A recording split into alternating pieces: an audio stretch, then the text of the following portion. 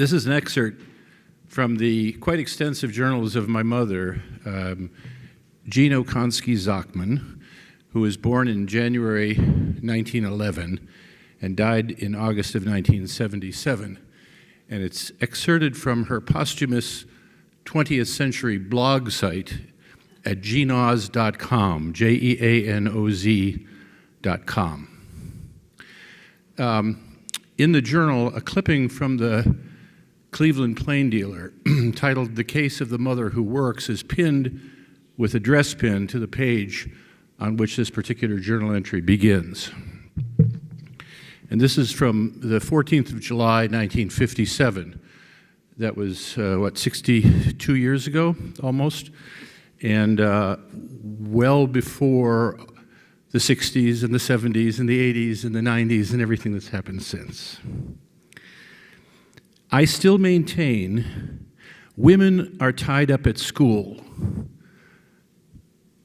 taught only how to make a living economically.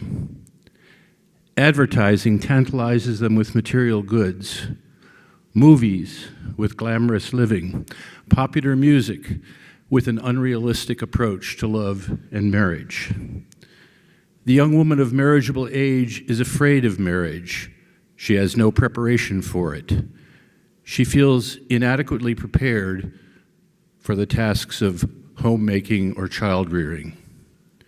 Also, since women's suffrage made the male world of business the goal to achieve for status and privilege, the race for competition with the male has continued into the modern version of women at work. The pendulum has swung very far. It is my belief the pendulum has gone almost as far as it can swing. This is 1957. Women's abdication of the feminine role in favor of the male world is not all it's cracked up to be. In some form or another, perhaps as more unguided children turn to juvenile delinquency, the correlation pattern will sharpen. The pendulum will then start back.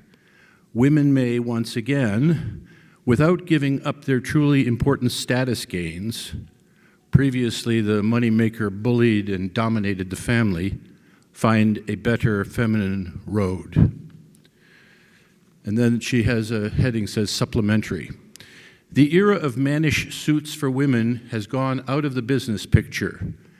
Jean Wolfe, as Blanche described her clothes, Blanche was a friend of my mother's, women are dressed in more feminine clothes in business. Just as these clothes styles change, I believe women's whole approach to the male economic provider role will change into an entirely different pattern.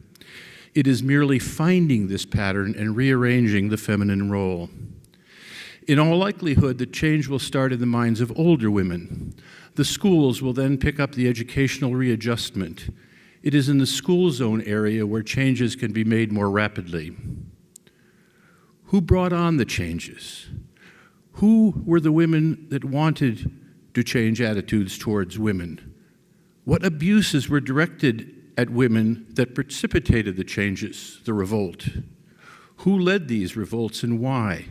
What events occurred which gave women the idea of change? There is always a cause and effect.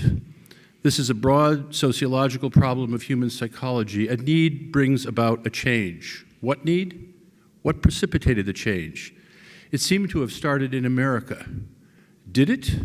And how wide in scope was it and is it? Women have made changes to their socioeconomic status. Which of them are good? Which are bad? Do women have basically differences of nature aside from the biological functions? Are there differences between men and women emotionally by nature, or does the environment alone determine emotional differences? How about the animal kingdom? Are there marked differences between the male and female species? I have another page, but we're out of time.